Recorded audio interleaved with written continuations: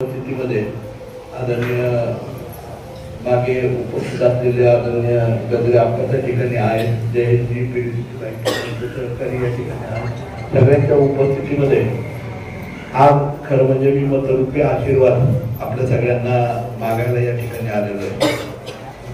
5 वर्षामध्ये करोना सदृश्य परिस्थिती 2 वर्ष आणि 3 वर्ष आणि त्या 3 वर्षाच्या काळामध्ये 6 महिने सत्ताधारी पक्षामध्ये आणि नंतर विरोधी पक्षामध्ये असा संपूर्ण कार्यकाळ 5 वर्ष राहिला. 5 वर्षामधला लेखाजोखा मला वाटतं माझ्या अगोदर सगळ्याच वक्त्यांनी त्या ठिकाणी मांडला की थोडक्यात या ठिकाणी आपल्या भागाशी संबंधित त्या ठिकाणी लेखाजोखा मांडतो. आमचे तरुण सहकारी मित्र जे तालुक्याचे माजी काँग्रेसचे योगाध्यक्ष आमचे सहकारी माऊलींनी या ठिकाणी आपल्या सगळ्यांच्या समोर सविस्तर गावाचा संपूर्ण भागाचा विकासाबद्दल सांगितलं, पुरंदर उपसाच्या संदर्भात सांगितलं, सूरजने त्या ठिकाणी आपल्या सगळ्यांना माहिती दिली.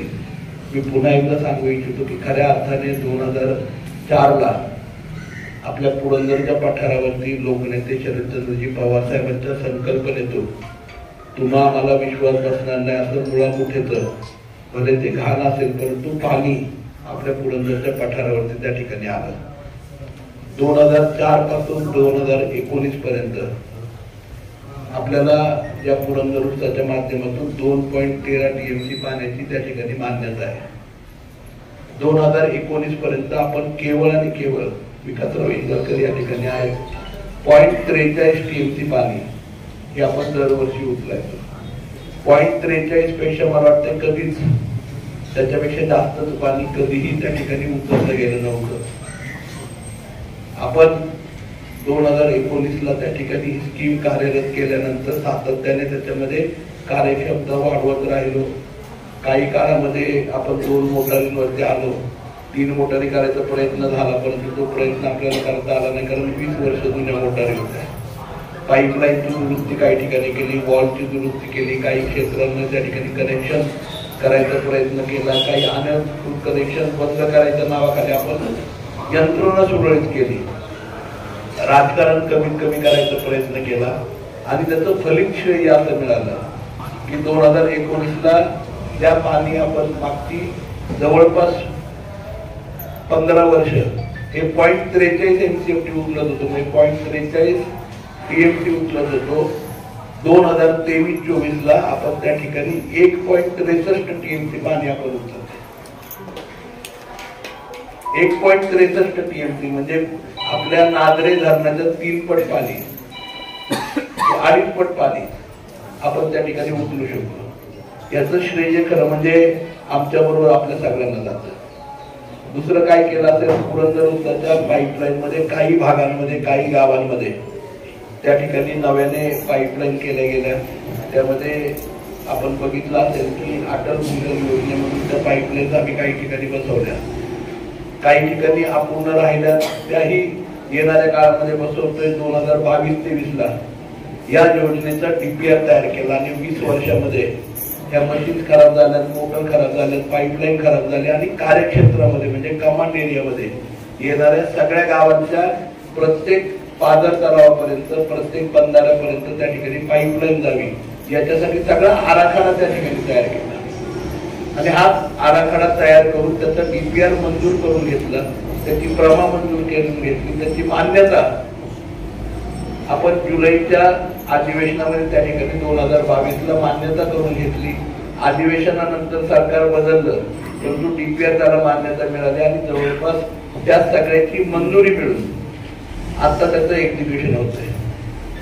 आपल्याला खरं म्हणजे त्याचं टेंडर प्रोसेस या सगळ्या गोष्टी जानेवारी म्हणजे मार्च 2023 नंतर म्हणजे एप्रिलमध्ये करायचं होतं परंतु तुम्हाला सगळ्यांना कल्पना आहे 23ला प्रचंड दुष्काळ आपल्या तालुक्यामध्ये पडला आणि जानेवारी 2023 पासून जून 2024 पर्यंत मे 2024 पर्यंत अखंडितपणे 20 वर्ष जुनी स्कीम आहे ना रखडत खरडत आपण त्या ठिकाणी चालवायचा प्रयत्न केला. मधल्या काळामध्ये जानेवारीमध्ये या वर्षी 24ला आपण एक 20-22 दिवस ती स्कीम बंद ठेवून मोटारी दुरुस्त केल्या. त्याही खात्याच्या माध्यमातून होत नव्हते तर आपण त्या ठिकाणी पालकमंत्री असतील, आपले कारखान्याचे चेअरमन असतील सगळ्यांना विनंती करून कारखान्याचे इंजिनियर आणून ते सगळ्या मोटारी दुरुस्त केल्या, त्या चालू केल्या आणि जानेवारी पासून आपण मे पर्यंत ती सगळी स्कीम चालवली. हे स्कीम चालवत असताना त्याचा फायदा काय झाला? पूर्वी 43.043 टीएमसी पाणी फक्त आपण उचलत होतो. 1.63 टीएमसी पाणी उचलल्यामुळे त्याचा फायदा असा झाला की आपल्या ह्या सगळ्या क्षेत्रामध्ये 50,000 टन ऊस येत होता फक्त 2019 ला. आणि हे मी काही माझ्या मनाचं नाही सांगत, इथं रेकॉर्डवरती. आज काय झालंय? पोंड्यापासून माळशिरस पासून त्या ठिकाणी अर्ध्या नायगाव पासून पुढे खाली सगळीकडे सगळ्या गावांमध्ये त्या ठिकाणी ऊसाचं क्षेत्र जवळपास 7,25,000 टन ऊस आहे ना आपल्या भागामधून गेला. विचार करा, 50,000 टनांवरनं मागच्या 5 वर्षामध्ये 7.25 लाख टनावरती. मी नाही लागवड करायला गेलो, माझ्या शेतात लावली नायगावला थोडा ऊस गाव मामा, पण लागवड करायला मी गेलो नाही. परंतु पारदर्शकपणे करायचा, शाश्वती लोकांना द्यायचा प्रयत्न केला की काही झालं रडत खडत काय नाही. ही स्कीम 20 वर्ष तुम्ही स्कीम चालवणार आणि त्याप्रमाणे क्षेत्र वाढवलं. आज ओलिताखाली 16,000 एकर क्षेत्र आलंय. हे 5 वर्षात आलंय. पूर्वी 6,500 7,000 एकर क्षेत्र आहे ना ओलिताखाली होतं, ते अर्ध. आज तुम्हाला सगळ्यांना अनुभव असेल बाळशिरसकरांना, मी बोलायची गरज नाही. हे काम आहे. हे काम काय केलं? केवळ पारदर्शकपणे. मी म्हणणार नाही पाण्याची चोरी थांबली, चुकीच्या गोष्टी घडत नाही, काही प्रमाणात होत आहेत, पण ती प्रमाण 100% होतं ना ते आम्ही 10%वरती 20%वरती आणायचा प्रयत्न केला. आणि त्याच्या माध्यमातून ही सक्षमता वाढली. सक्षमता वाढल्यानंतर आम्ही सगळी मंडळी, आप्पा असतील, दादा असतील, आम्ही सगळी मंडळी त्या ठिकाणी पवार साहेबांच्याकडे गेलो. पवार साहेबांना म्हटलं आता पुरंदरला हक्काचा कारखाना पाहिजे, कारण मागच्या वर्षी आपला ऊस गेला नाही. काही जणांना कुणाला जाळावा लागला, कुणाला पुराणाला टाकायला लागला, कुणाला गेट केला तो 2800-2700 रुपयालाच द्यायला लागला. बरोबर का चुकीचं? आणि त्यामुळे आपण सगळ्यांनी त्या ठिकाणी निर्णय घेतला आणि आपल्या टेकवडी आणि माळशिरसच्या खालचा 2 भागातला प्रायव्हेट कारखाना. कारण काय झालं माहिती का, या महाराष्ट्रात सध्या एक पेव फुटलंय मागच्या 10 वर्षापासून की सहकारी कारखाना प्रायव्हेट वाले विकत घ्यायचे. पण आपण सर्वसामान्य शेतकऱ्यांना एकत्रित करून शेतकरी उत्पादक संस्थेच्या माध्यमातून प्रायव्हेट कारखाना आपल्या पुरंदर तालुक्याच्या शेतकऱ्यांचा हक्काचा कारखाना म्हणून त्या ठिकाणी विकत घेतो. त्याची प्रक्रिया पण तयार केली आहे, केवळ निवडणुकीमुळे थांबली आहे. आणि मी आपल्या सगळ्यांना शब्द देतो, भुवनेश्वराच्या साक्षीने या ठिकाणी तुम्हाला सगळ्यांना सांगतो, त्या डिसेंबरच्या शेवटच्या आठवड्यात किंवा जानेवारीमध्ये कुठल्याही परिस्थितीत आपल्या स्वतःच्या कारखान्यामध्ये, आपल्या शेतकऱ्यांच्या मालकीच्या कारखान्यामध्ये आपला ऊस त्याचं गाळप त्या ठिकाणी सुरू होईल. हे काम मागच्या 5 वर्षात झालं. दुसरं काय केलंय, मधल्या काळामध्ये विरोधकांनी माऊली भाऊ म्हटले त्याप्रमाणे विरोधकांना करायला काही जात नाही. एक टिपका त्यांनी काही केलं नाही, पण करायला काही जात नाही. म्हणले काय की पुरंदर उपचाराचे 48 कोटी आणले ना, त्याच्यामध्ये भ्रष्टाचार झाला. बरोबर ना? आणि जर ते खर्चच नाही केलं तर भ्रष्टाचार होणार कुठून नाही मारत. हा 10 दिवसाचं टेंडरच नाही काढलं का? आम्हाला स्कीम बंद करायची नव्हती, कारण त्या काळामध्ये दुष्काळ होता. आता पाऊस झाल्यानंतर आपण त्या ठिकाणी त्याची टेंडर प्रोसेस केली. टेंडर आता निवडणुकीनंतर 10-15 दिवसामध्ये सुरू होईल. सगळ्या 6 मोटारी आपण बदलतोय, पाईपलाईन दुरुस्त करतोय. आता जे आपल्याला करायला लागतंय ना की वरचा तलाव भरल्याशिवाय साखळी पद्धतीने खालचा तलाव भरत नाही. आता प्रत्येक तलावापर्यंत पाईपलाईन आपण त्या ठिकाणी घेऊन जातो. आणि सक्षमतेने पुरंदरचं पाणी हे पुरंदरच्या या सगळ्या शिवारमध्ये कामात एरियामध्ये सक्षमतेने पोहोचवायचं काम तुम्ही आम्हाला करायचं. आणि तुमचं पाणी नाही पोहोचवायचं. तुम्ही बघितलं असेल, ऊस आहे तिथं ऊसाबरोबर ऊसाचा कारखाना सुरू करतोय, जिथं सीताफळ आहे तिथं सीताफळ बरोबर सीताफळ इस्टेट सुरू करतोय. ह्या गोष्टी आदरणीय पवार साहेबांच्या विचाराने आम्ही त्या ठिकाणी सुरू करतो की शाश्वत विकासाबरोबर, शाश्वत शेतीबरोबर त्या ठिकाणी शेतकऱ्याला पूरक बाजारभाव पण त्या ठिकाणी मिळायला पाहिजे, अशा प्रकारचं काम करते. आम्ही राजकारण नाही केलं, मी त्याचा उहापोह पण केला नाही. परंतु आज का करावा लागतोय? कारण आज निवडणुकीमध्ये त्या ठिकाणी म्हणतात की आमदार अकार्यक्षम असतो तर 6,500 एकर क्षेत्र 16,000 एकरापर्यंत ओलिताखाली गेलं नसतं. अकार्यक्षम असतो तर 50,000 टनाचा ऊस 7.25 लाख टन उत्पन्नापर्यंत गेलं नसतं. माझं श्रेय नाही, तुमचं सगळ्यांचं आहे. पण तुमच्या विश्वासाला जागण्याचं काम आणि आणि या तालुक्याचा प्रमुख म्हणून त्या काळामध्ये पारदर्शकपणे पाणी द्यायचा प्रयत्न मी त्या ठिकाणी निश्चितपणे केला आणि त्या विश्वासामुळे लोकांनी त्या ठिकाणी ऊसची पेरणी केली. आजही मागच्या वर्षीच्या दुष्काळात सुद्धा 7,000 एकर लागवड काय म्हणतात त्याला लागवड म्हणतात ना ऊसाला 7,000 एकर लागवड झाली, नवीन लागवड झाली.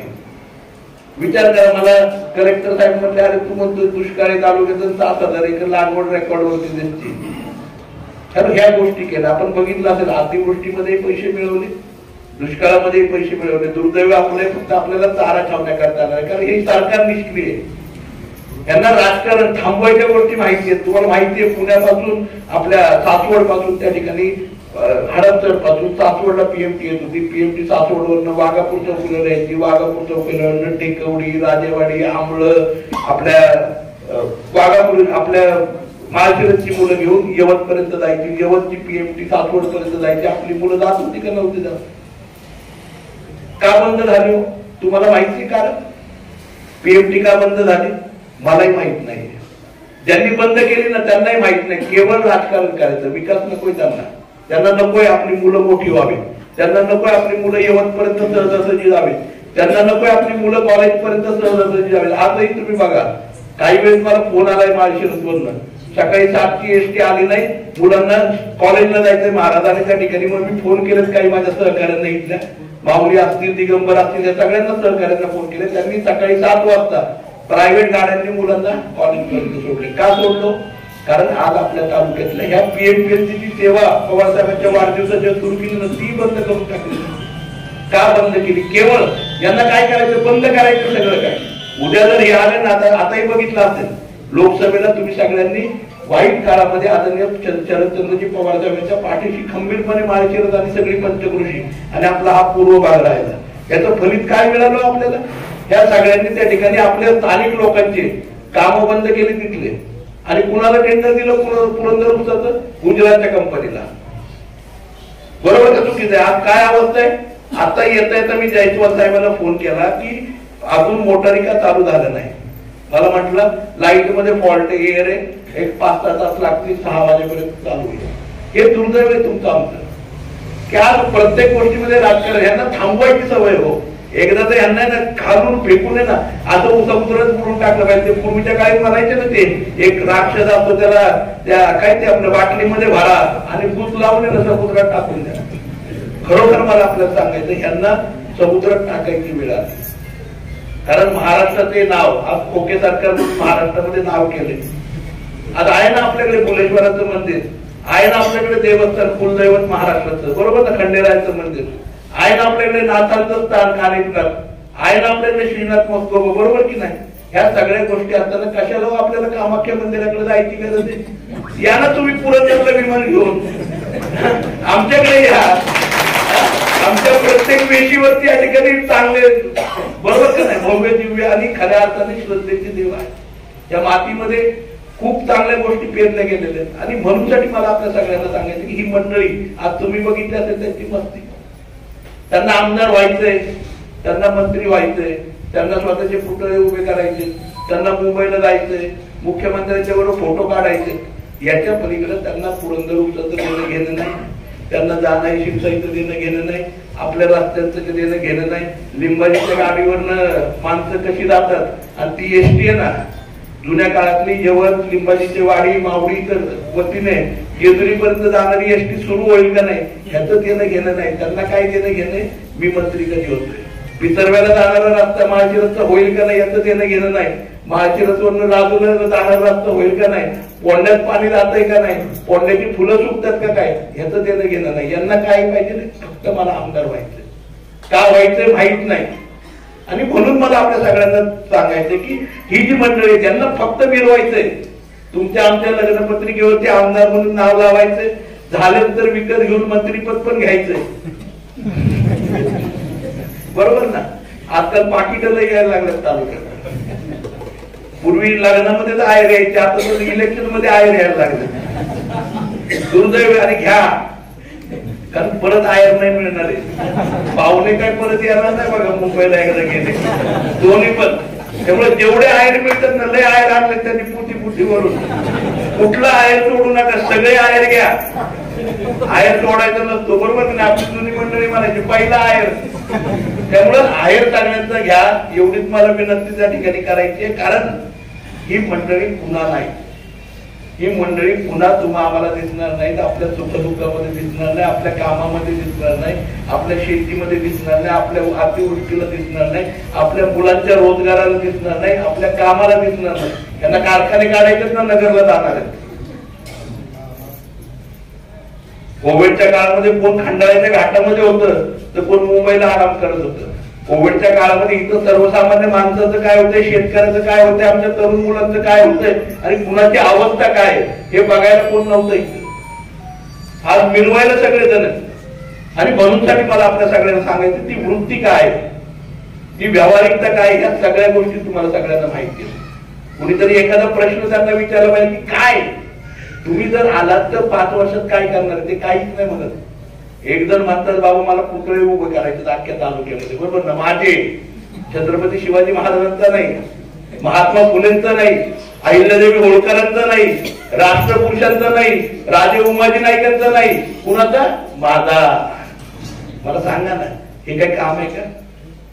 आणि दुर्दैव आहे अशा प्रकारे. आणि कोणी काय म्हणतंय की मला व्हायचंय, एकदा व्हायचंय, आणि नाही झालो ना मी तर परत आहे ना 23 तारखेनंतर पुरंदरमध्ये पाऊल नाही ठेवणार, मी मुंबईला गेलो तर परत येणार नाही. सांगा ना, अशी नाही वृत्ती पाहिजे. सातत्याने मला एक सांगायचं की हे लोकप्रतिनिधी आपला, याचं काम करायचं. माझं काम करायचा प्रयत्न मागच्या 5 वर्षात केलाय. पुरंदर उपसासाठी मी पाटबंधारे मंत्री नव्हतो, परंतु पुरंदर उपसासाठी डीपीआर करून निधी आणायचं काम मी त्या ठिकाणी केलंय. जानाईची आज आम्ही कमी पडलोय. 1 टीएमसी पाणी आपल्याला नायगाव, अर्ज, राजुरी, विसेपिसे, पांडेश्वर ह्या सगळ्या परिसरासाठी आम्ही कमी पडलो. का पडलो कमी? 2000 मीटर आपलं फॉरेस्ट मधनं लाईन येते. ती लाईन सातत्याने दौंडवाले फोडतात. त्याच्यामुळे काय झालं की आपल्याकडे पाणीच पोहोचत नाही. मीही 10 MCFT आणू शकलो मागच्या 20 वर्षामध्ये, त्या स्कीम मधनं काय आलं नाही. परंतु आपल्याला सांगतो तिथेही पैसे मंजूर केले, तिथेही बंद पाईपलाईन करतोय. यांच्या काळामध्ये आलेले 2013-14 पैसे शेतकऱ्यांच्यासाठी कॅनॉलचे, राजुरीचे आपले, बरोबर ना? आता मिळाले का शेतकऱ्यांना पैसे?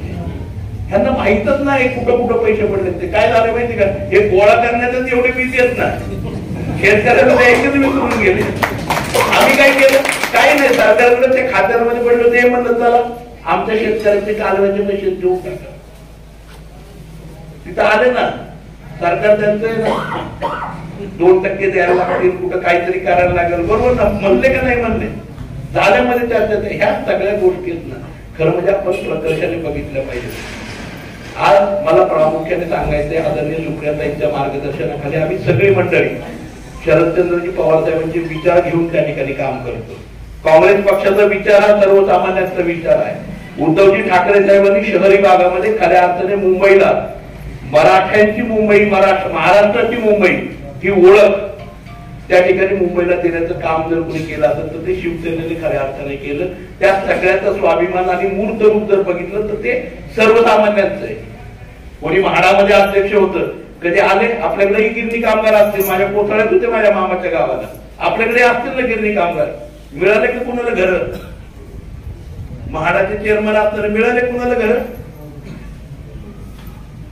कोथळ्यात तर नाही मिळाले कुणाला. तुमच्याकडे मिळाले? राजुरीला होय. मग मला सांगा, ज्या पदावरती आपण असताना आपण पदाचा न्याय नाही देऊ शकलो, आपण काय करू शकणार? आणि नुसतं द्यायचं. काही गोष्टी आहेत ना, मी माझ्या वडिलांच्या जागेवरती घरामध्ये कधी गेलो आणि कधी माझ्या वडिलांचे बूट मला बसायला लागले हे मला कळालंही नाही. वेळेबरोबर करता घरातलं बदलत जातो. तरुण मुलांनी फील्डमध्ये काम करायचं असतं, शेतामध्ये काम हा तरुण मुलगा करतो. ज्येष्ठांनी मार्गदर्शन करायचं असतं. आता पाऊस पडणारे काय पेरायचं हे सांगायचं असतं, पेरायला नसतं जायचं ज्येष्ठांनी. मग हार्ट अटॅक मिळता येतो ना, बरोबर ना? आज आम्ही ह्या वयात सुद्धा आज मी मुंगी घाट करतो. शनिवारचं म्हणजे श्रावणात तरी सगळे जेवढे शनिवार असतील ना तेवढे शनिवार आम्ही कडेपठारला जातो. आपही मध्ये चालून गेले.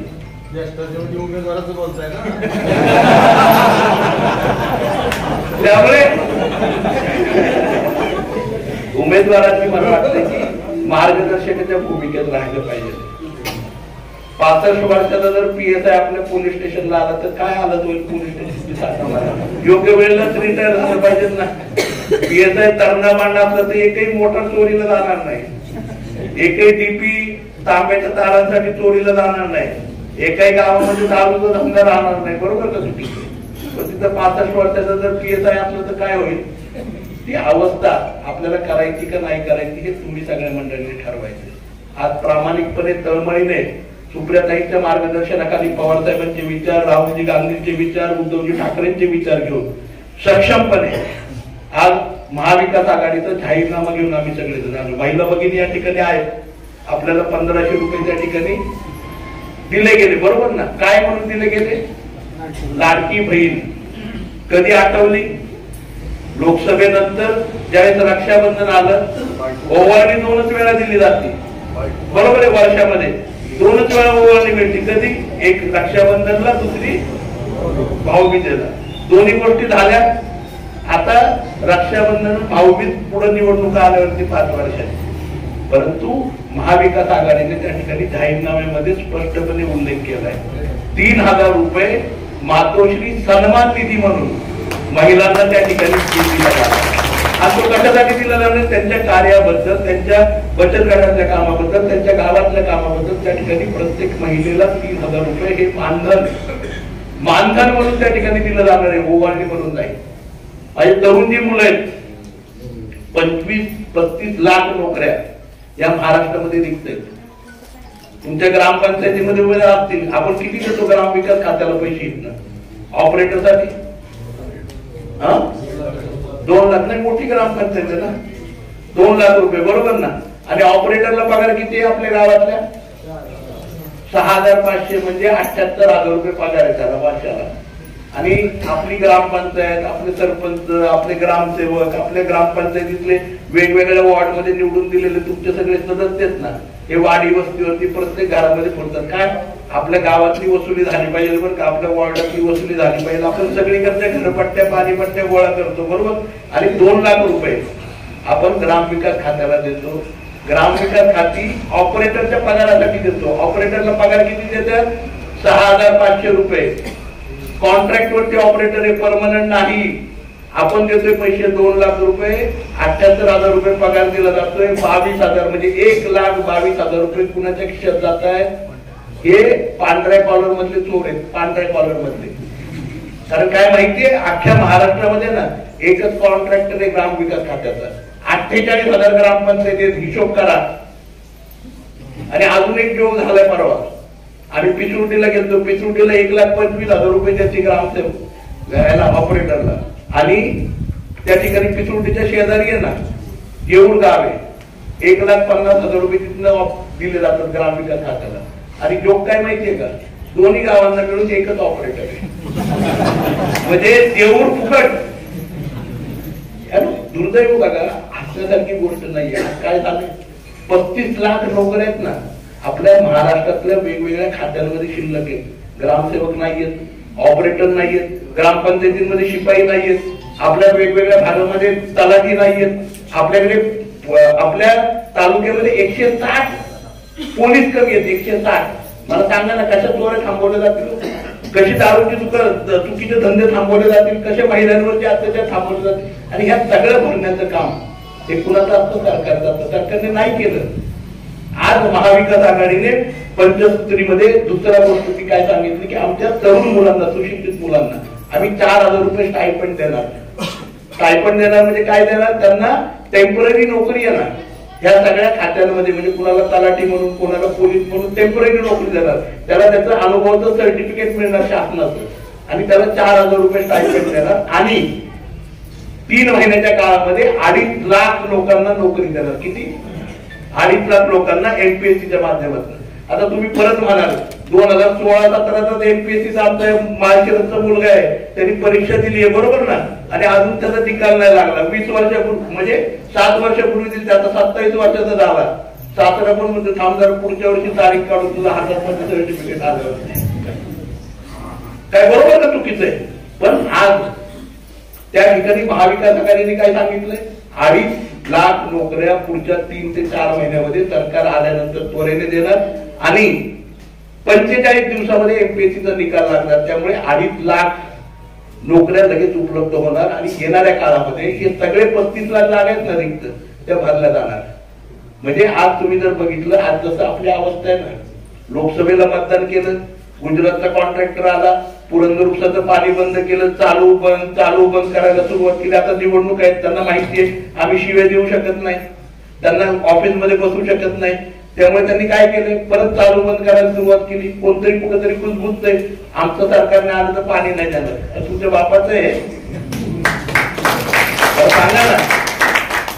पाणी हे आमचं हक्काचं आहे आणि त्याच्यासाठी आम्हाला काम करायचंय आणि त्यासाठी मला आपल्या सगळ्यांना नम्रपणे विनंती करायची. आज या सरकारने काय केलंय, जसं पाण्यामध्ये आपल्याला वंचित ठेवलं, दुष्काळ घडून आणलाय, तसं आहे ना बेरोजगारी आहे ना तरुणांची घडून आणली. मागची 10 वर्ष 35 लाख मुलं आहेत ना त्या ठिकाणी नोकरीला लागले असते. विचार करा, 2.5 लाख ज्यावेळेस नोकऱ्या आहेत ना, विजयदारांनी आम्ही कॅल्क्युलेट केलं त्या ठिकाणी 300 तालुके त्या राज्यामध्ये आपल्याला 100 जागा मिळणार. किती?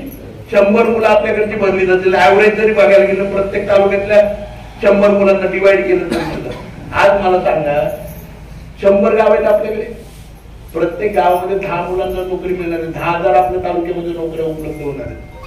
10 मुलं जर आपल्या माळशिरस मधली, 10 मुलं जर राजुरी मधली, 10 मुलं जर टेकवडी मधली, 10 मुलं जर त्या ठिकाणी नायगावची भरली गेली, सक्षमता येणार की नाही येणार? कारण 10 मुलं आहे ना, भरत असताना 10 मुलांचा नाही उद्धार होत.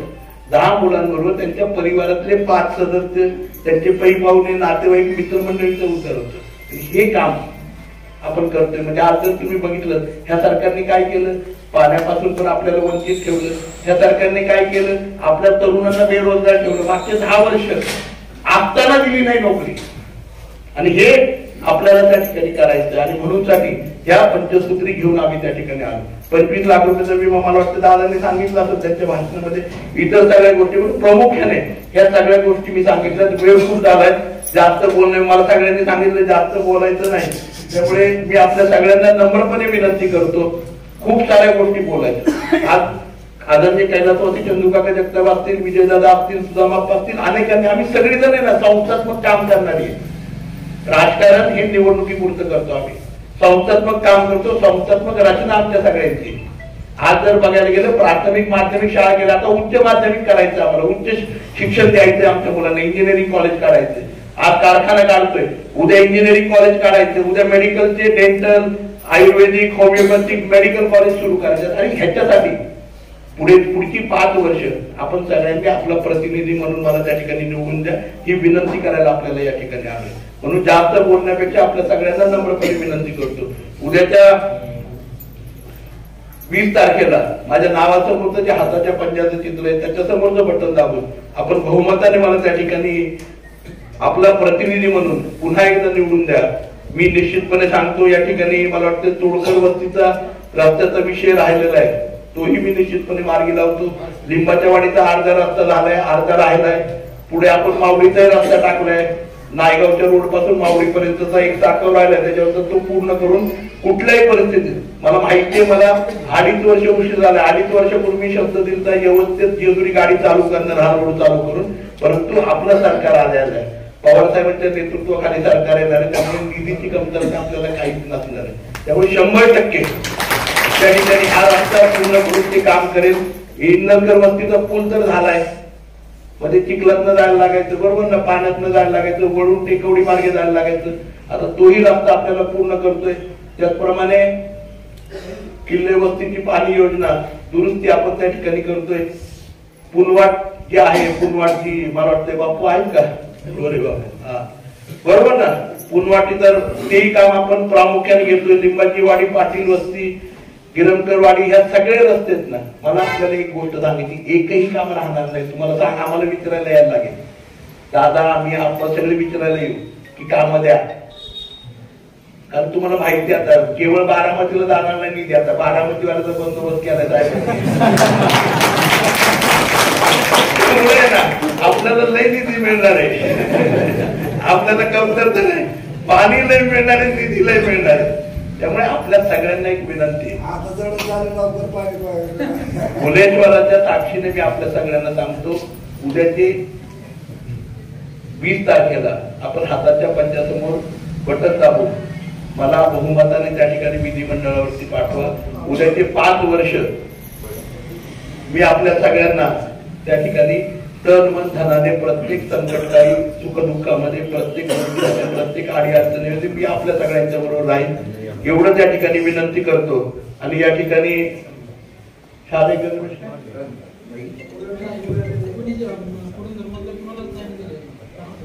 नाही ना मध्ये पॅड वाटलेच ना वाटत शाळाही आल्यात तुमच्याकडे बरोबर ना नावाच्या, आपण बिगर नावाच्या देऊ आणि आपल्या तालुक्यात पिकलेल्या साड्या म्हणजे तुटी पिकवणारे आपण आता रेशीम बनवतोय आपण आपलं आणि आपल्या हक्काचं नेवाच्याच.